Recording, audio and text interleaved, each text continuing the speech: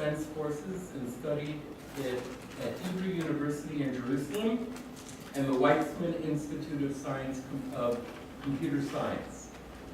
Jacob is a software engineer and worked in Israel as the Chief Information Officer of two large daily newspapers, Haaretz and the Jerusalem Post.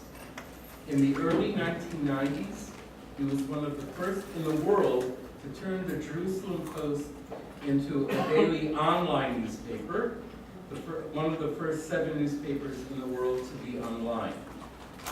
In 1994, Jacob relocated to St. Louis to work as a senior project director for the American-Israeli software Amdocs. He stayed here 12 years before returning to Israel. After returning to Israel in 2006, his 2 sons, Arik and Ben, remained in St. Louis and built their homes here in St. Louis. His daughter graduated architecture in New York and lives with her family in New Jersey. Jacob returned to Israel and became a software development entrepreneur. He founded 4 or 5 startups in the area of healthcare and is active until today. Jacob is married to Rachel for almost 50 years, and we welcome Rachel here today. They have 3 children and 7 grandchildren. After his formal retirement last year, he decided to return to St. Louis to be close to, they both returned to be close to their children. Family and friends are clearly very important to Jacob. Perhaps when you come up, you'll introduce some of your family members and friends who are here today, and then speak on the topic of holding on to hope and sharing this amazing artifact with us. Thank you. Thank you.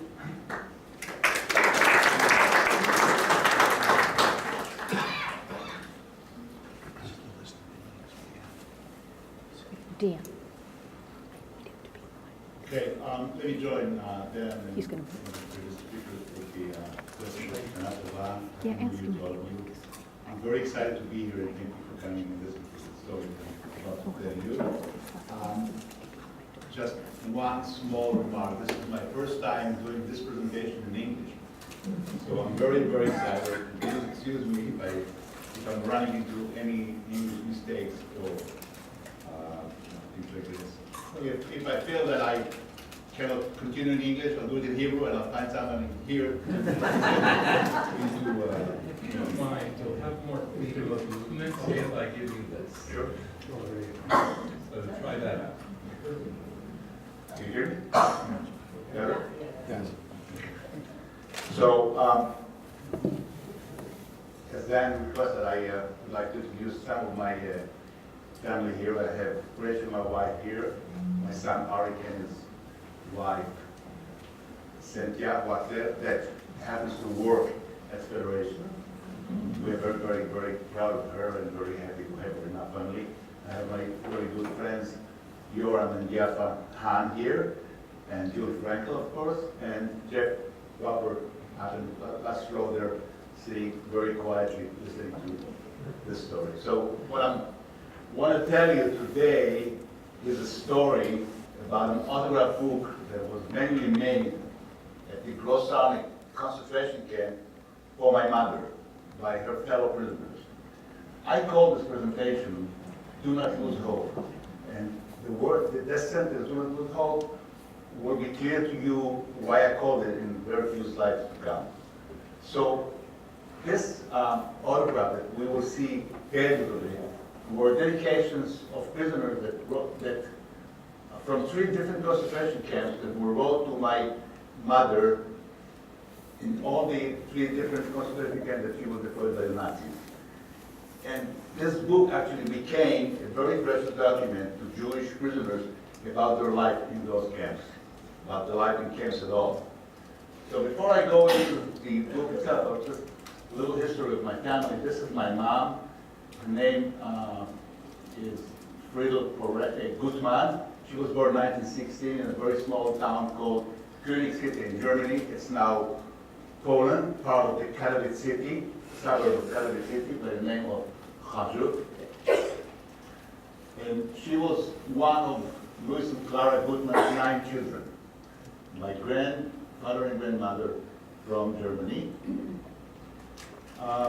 She met my father, Katz Poremba, in the Grossane labor camp, and they both survived and were reunited after the war in Stuttgart, Germany, where they were married in 1946. 2 years later, I came to the world. This is me, that little baby here.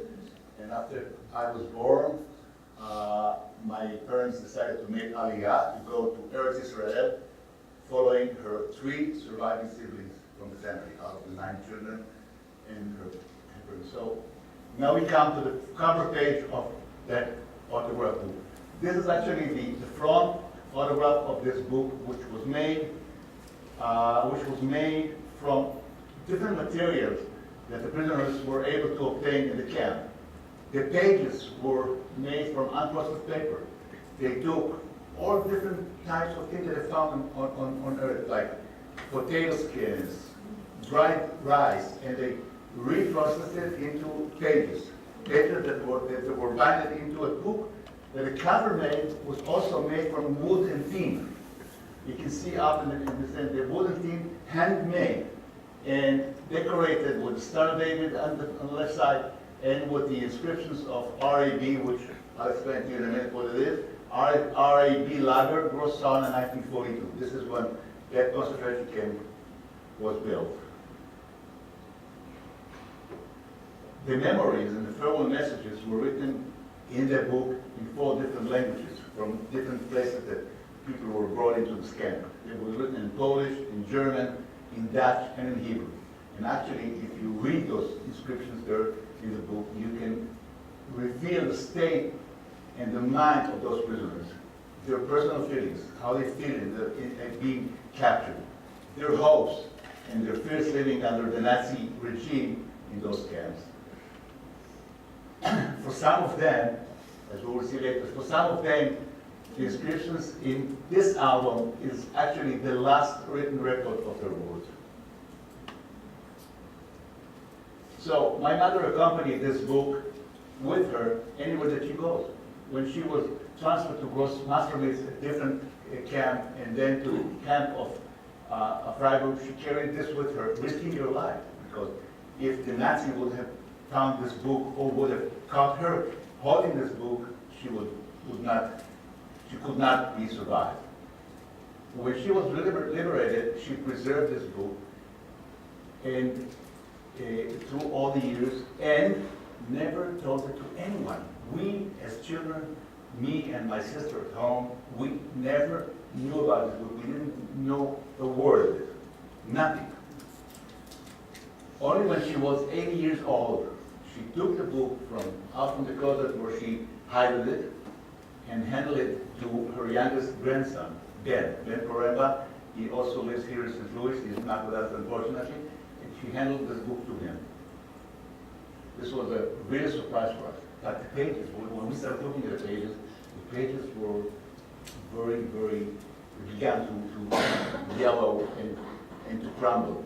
And we understood that if this book were to remain in our home, it wouldn't last too much or too long. We simply knew that it's the end of this book. And so after that, we were left with many questions regarding the content and the nature of the book. And we decided to contact Yad Vashem. You all know what Yad Vashem means, right? All of you here. Anyone doesn't know what Yad Vashem means? Can you read this one? We contacted Yad Vashem for help and to analyze whether it would be able to reveal any details about my mother's experience during the Holocaust by researching this book. So we ended up donating the book to Yad Vashem. And the research performed by Yad Vashem using their huge databases discovered extensive information about my mother's personal story and the experience of Jews from the area during this Holocaust. We were very surprised. So again, this is how the cover page, the front cover of the book looks like. You can see handwork done underground by Jewish people hiding from their Nazi guards. So I have two slides describing different types of Nazi camps. Should anyone doesn't know different camps, or should Do it. Do it. Do it. Fine. So as you all know, many of the Jews were actually imprisoned and abused in various types of camps. The most known, the most common that we speak about are ghettos. Ghettos are really actually neighborhoods in Nazi or European occupied cities where Jews were permitted to live there. They were placed under strict regulations and were confined there. And if you visited or you went there, you knew ghettos were not places you wanted to be. It was terrible poverty. Another camp was collection and transit camps. Those are camps where inmates were collected or temporarily held and then routed to main labor or extermination camps. The major one, the concentration camps, were actually concentration where Jews were concentrated and they performed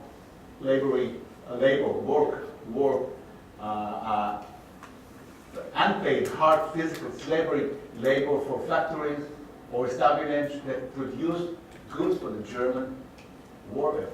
They actually served the German war effort by working under inhuman and brutal conditions and with cruel treatment in factories of production of war goods, war tools, building highways. The German-known autobahns were built by those prisoners, coal mining, and many, many other slavery tasks.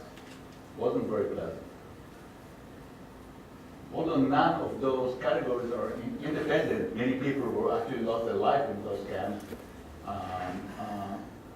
Many camps were classified as a mixture of several types. We know extermination camps. There were death camps in definition. Those extermination camps were different from other death camps, from other labor camps, by the fact that systematic extermination of all the arrivals were done by gas. Those like Treblinka, Sobibor, Belzec, Chelmno. The two major that we know and we heard a lot about, Auschwitz and Majdanek, were actually not only death camps, but also concentration camps. There were two. There were chain of camps that included everything, complex of all, from working hard to being burned or to be demolished. So where is Gross Sarne? We can see, if we can see Gross Sarne,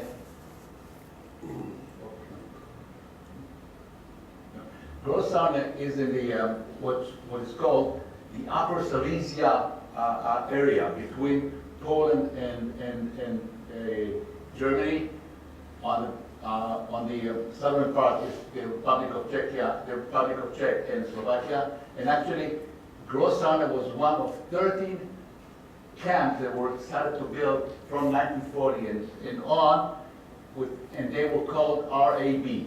Stands for Reich Autobahn Lager, or Bahn Lager, which means those people that were brought in there were doing or building the German highways in a very, very, very not pleasant way.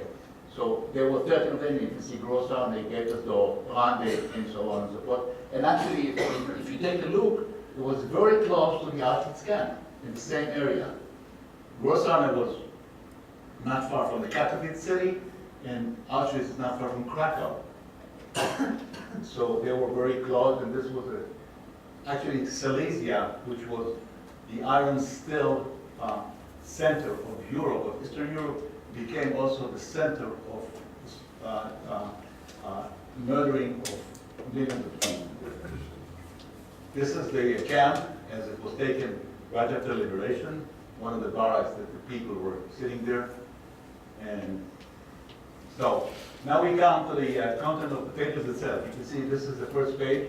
This page was drawn by one of her friends, Guta Painska, in March 1942. And this is actually my mom's portrait, drawn in the camp itself, using I don't know what. This one is a page that was written by a guy by the name David Lierens.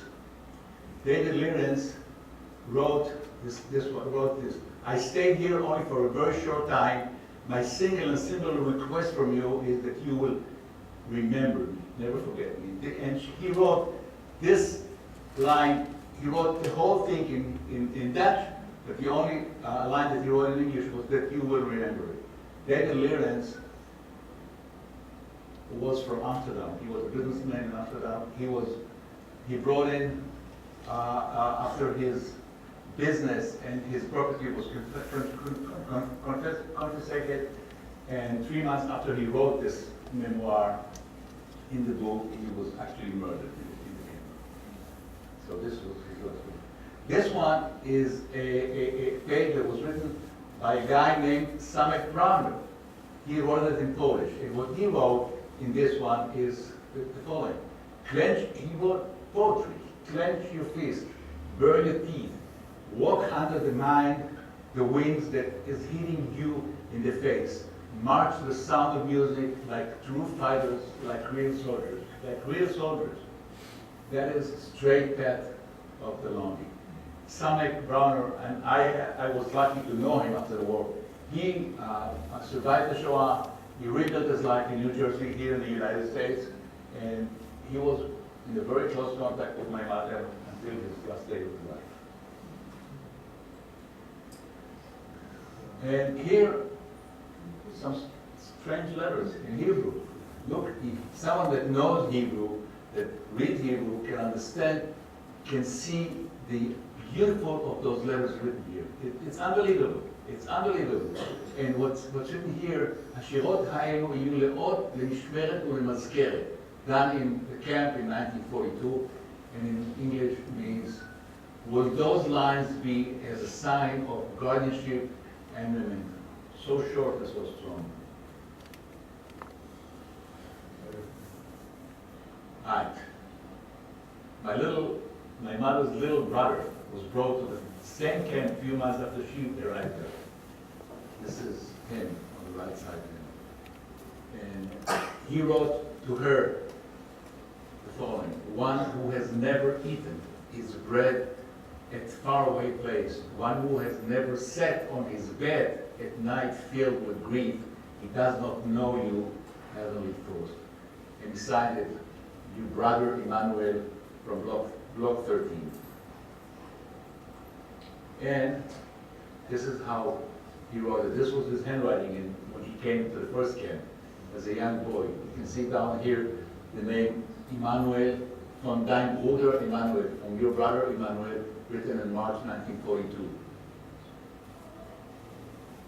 2 years later, in the concentration camp of Freiburg, the sister and brother were separated again.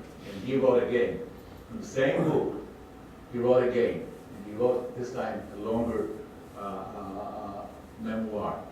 On the day of a tragic separation, although a heavy blow has landed upon us again, always stay joyful. After being together for 3 years, fate has turned and separated us. May you marry to see your brother again. And now, my dear Friedel, do not lose hope.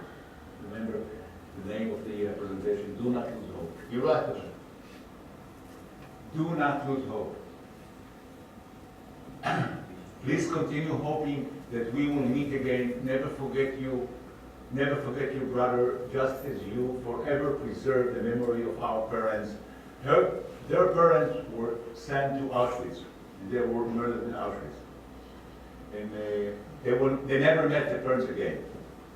And to preserve the memory of our parents, cheer up from me, who owes you much gratitude, who will never forget you. And this time he signs that page with his nickname, Manek.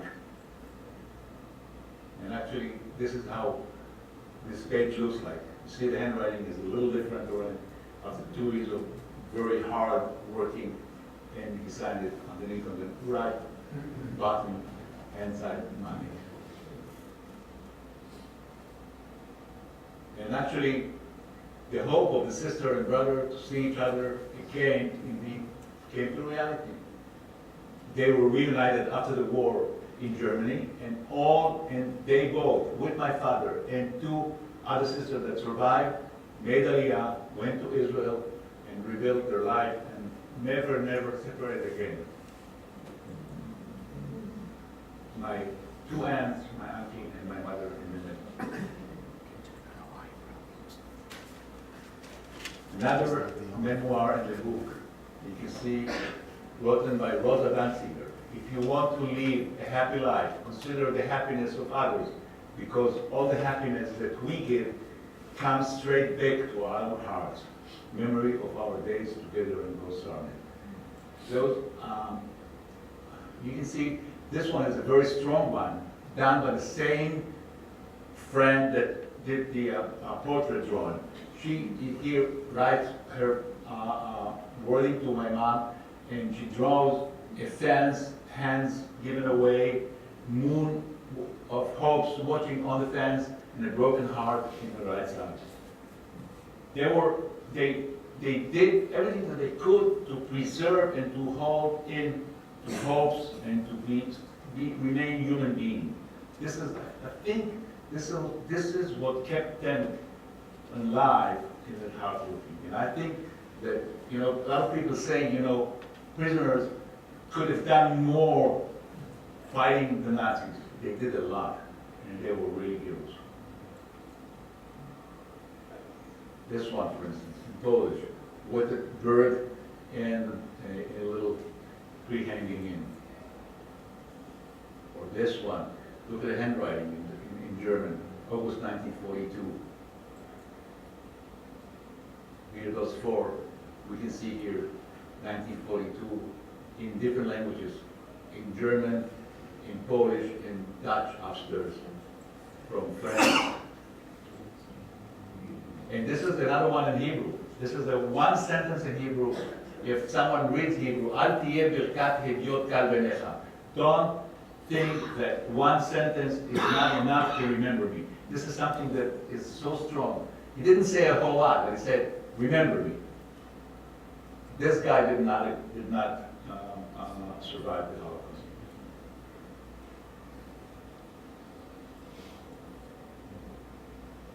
And even, this is the only page that we found with color. It was done in 1942, still in Grossarne. And that long one was written to her by her friend by the name Friedel Huppert. And this was done in 1943 in another camp. And what she writes here is a long remembrance poem.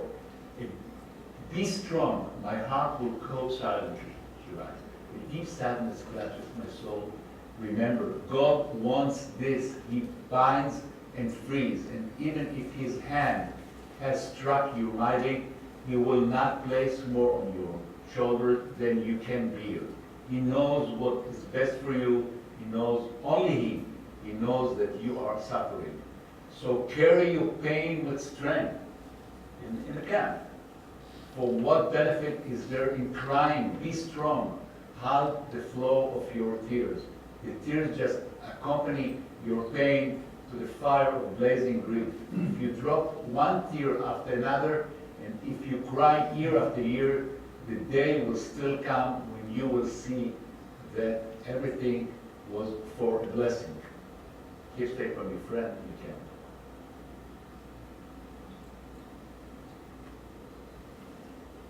Those are more written to her in different languages. One from Rosmaslovitz, one from the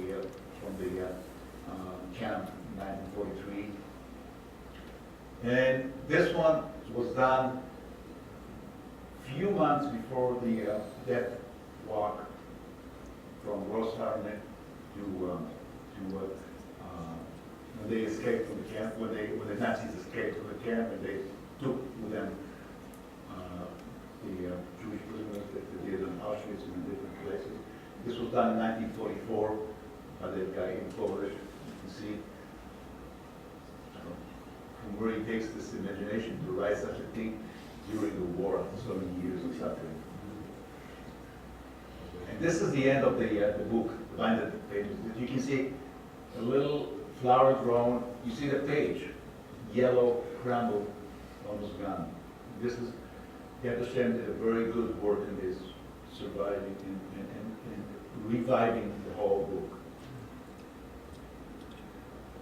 The research that was done in Yad Vashem, out of 30 people that wrote dedications in this novel, only 12 survived and located, they or their family. All the others had been murdered, and their names are commemorated. All of the names were commemorated in the Shoah Victims Registry database in Yad Vashem. Well, we found in the book, in the rear cover page, we found that picture of my mom and dad wedding day with her brother, the little one that was with her at the camps at the wedding day. She kept this picture. This is the only picture that we found, actually. We don't have any other pictures. And this is something that we'll have to, this is something very, very different and very strong. I don't know if you can see it from far. We found that page, that drawing in the book. It was not binded to the book, but it was in the book. Now, what do we see here? Can you see what I see in this page? Can you see from here the crematorium, people waiting on the line, getting to the crematorium, and the ashes start putting out? Can you see the Nazis with the horses watching those people there, the bodies upstairs, and all around in the center of the picture, you can see the Nazi monster, Hitler, watching everything. Can you see it? Maybe you want to show it. You can see it? Point to history. I tried to, no, not this one. There's a Right in the center. I'm sorry. Oh, I'm sorry, I have to, how do we go back to this? The other button. There you go. One more. in the center of the laser. Laser, it's not working. You know what? You have the wrong thing. You have a mouse. Oh, okay. All right. I gave you the, it's the other. Oh, here it is. Oh, I'm sorry. So you can see the picture of the Nazi monster in here, like in the background. You can see here's the crematorium, you see the ashes still taken out, people are waiting on the line. They were brought in for a shower and put out in the city. The Nazis on horses watching the people here. Here's another crematorium, the ashes goes out, and bodies here are thrown away.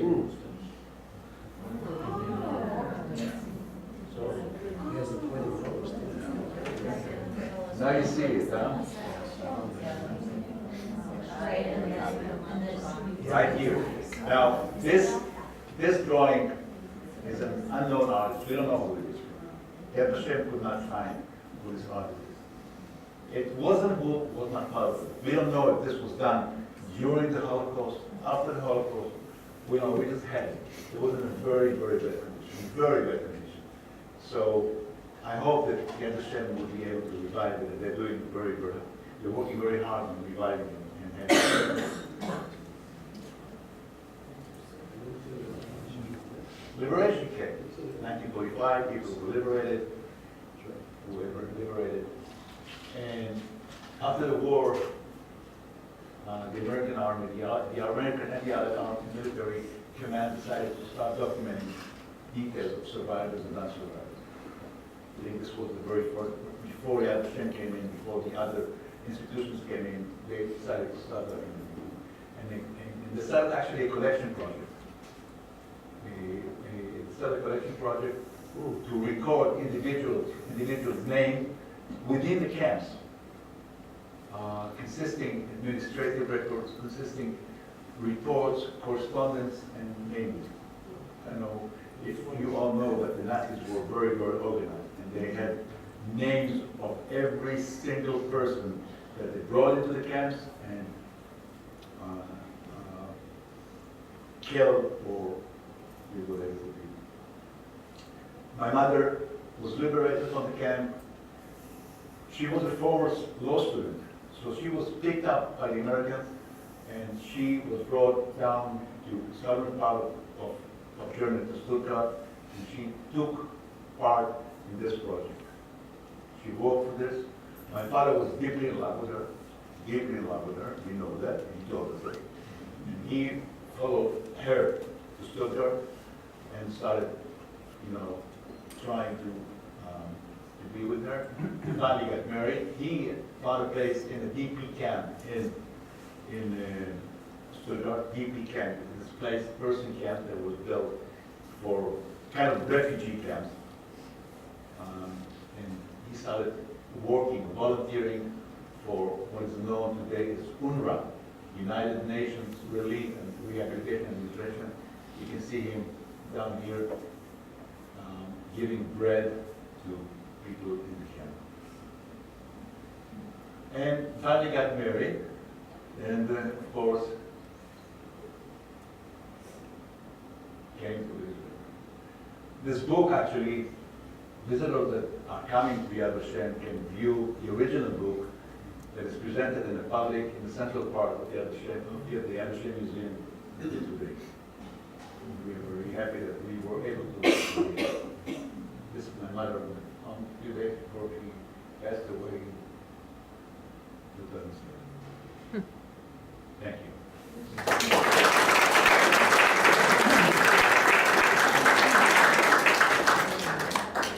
Any questions?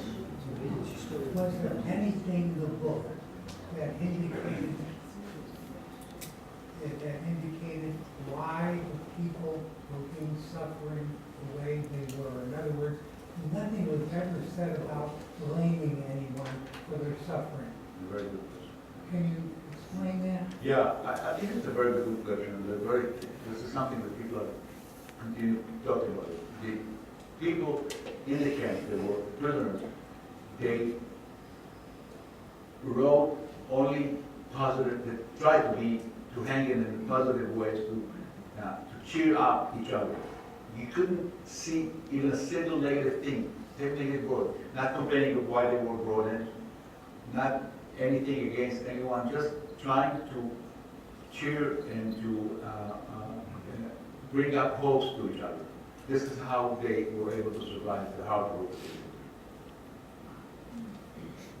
Yeah. What was the size of the book, and did your mother talk about how she concealed it? What was the size of it? Yeah, how big of a book? It's not too big. It's a half an A4 page. And how did she conceal it from, when she went from camp? After the war? No, During the war. During the war. We don't know. We know for sure that if the Nazis would have found it, Yeah. she would not be alive. That's for sure. We don't know. One time, I remember when I was a little kid, one time my father told me a story about how he helped her keeping it, hiding it somehow. Something he hid it. He didn't tell me exactly what. And I don't think that he even knew after liberation that she keeps it, that she has it with her. Yes? Would you go back to the front cover of the book? It's one or two behind, back the other way. I have a question about the cover. Upper right-hand corner, that looks like SF. I don't know what it is. Or It's SF. just, it's just they had some nothing left, so they did something. You can see the Star of David and how they wrote the whole thing, RAB, very, very precise, very, very accurate. Yes, please. Are there any other such books? We don't know about it, no. I understand told us that they found a lot of things, obviously, but they didn't find such a book anywhere. By the way, we took the book one time, when she was still alive, we took the book with us on a visit. We went, Rachel and I and Ben went to the Holocaust Museum in Washington, D.C. And we showed them the book, and they insisted they wanted to have this book for their own research, and they promised us to present it. And Ben was still a young guy in high school, here in St. Louis, Parkway North, and he said, no, I do not think we do. It was his book. He said, if this book goes anywhere, it goes only to Yad Vashem in Jerusalem. This is what finally happened. Yes, please. How did you get the picture of her brother in the camp uniform? We found the picture with his collective.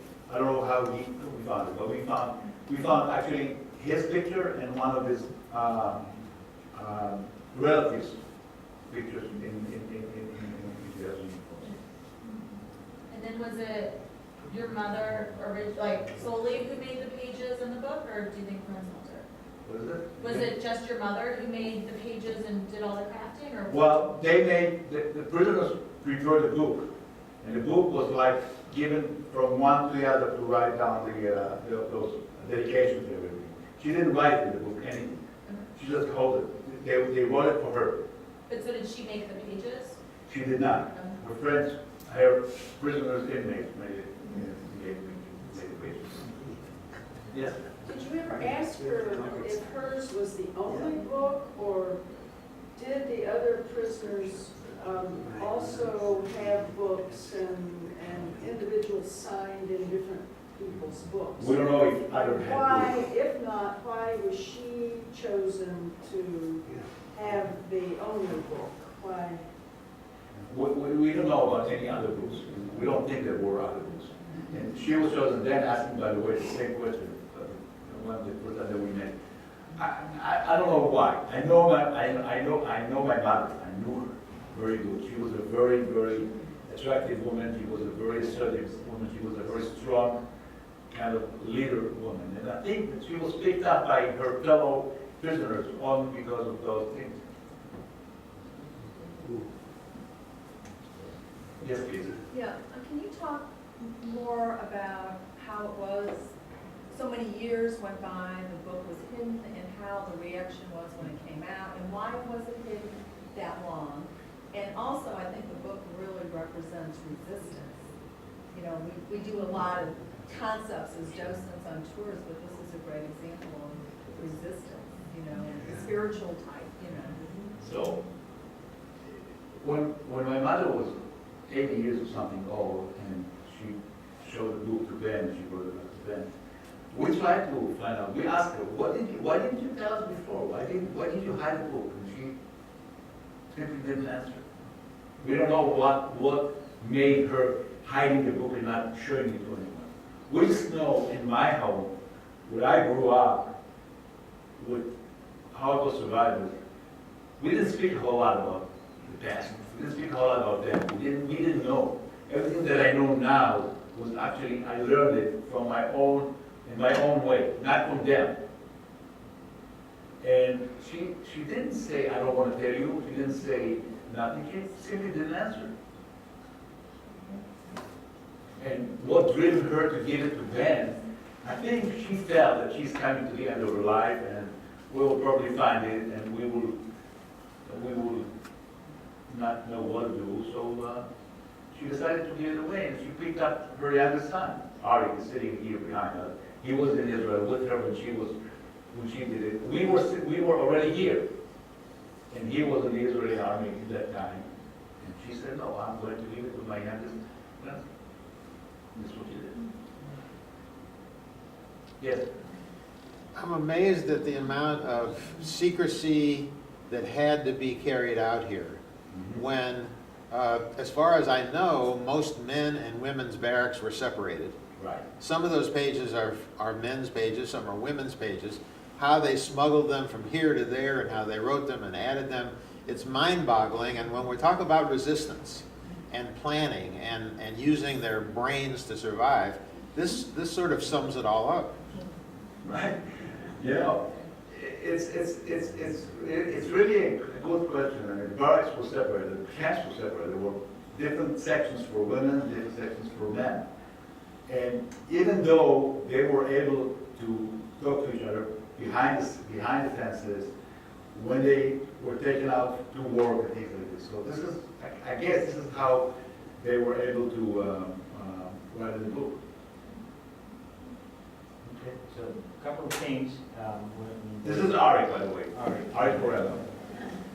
So, to answer a couple of questions, so my grandma was a very strong woman, and after she gave the book to my youngest brother, Ben, some discussions, my parents lived here with my brother, I was back in Israel during my service, discussion with her siblings, 2 sisters and a brother, you know, what they said, that we knew that she was a very strong woman, but according to her brother and sister, she was the strongest one. That's why some of her peers in the camp decided to pick her to keep the book, because she was the one, or at least that's what they thought, and they were right back then, that could keep this treasure and bring it back to where, so, you know, the assumption that she was the strongest one, and you know, she delivered. She was able to keep the book for many, many years. And this is one of the 2. Abba didn't mention about her siblings. You know, there were 9, and only 4 were survived. My grandma was the oldest one. She was the third, but she was the oldest girl. She had two older brothers. But you can maybe say a little bit about the brothers and the twins and the family and what happened that you probably know about the twins. We have more time, or? A minute. So, as I said, there were 9 children at home to my grandfather and grandmother. Out of the 9, there were 3 twins.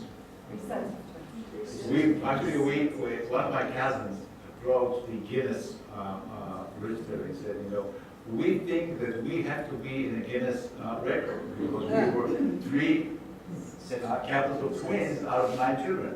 And they said that we found one family with 4 twins. Yeah. So, I'm sorry, but can we, this is the museum, would we be able to get Sorry? a copy? I know that it's at Yad Vashem, yeah. because. We will try to do something. We'll try. Okay. So, the oldest son of Louis and Clara, the oldest son, was a soldier, or not a grown boy when the Crystal Night broke. And he went out to the town that they were living, telling those guys, the brothers, why are you doing this? We are your brothers. We are the same as you. We are just like you. And they didn't do that. This was the oldest one. All the others, we have proof. We have proof of my grandfather and grandmother and my two other uncles. We have a receipt, so to say, kind of a receipt from the Auschwitz camp that they were brought into the camp. This is what we have, nothing more than that. My uncle, Manuel, was a part of the twin. His twin brother disappeared and they couldn't find him. I know that him, and also his son and I did a lot years ago to try to find some to track somehow what happened to him, and we couldn't find it. So we don't know exactly what happened. Yes? Were all these twins identical? No, neither one of them. Well, that probably saved you in a lot of ways. Probably, yeah. Okay. Well, thank you very much.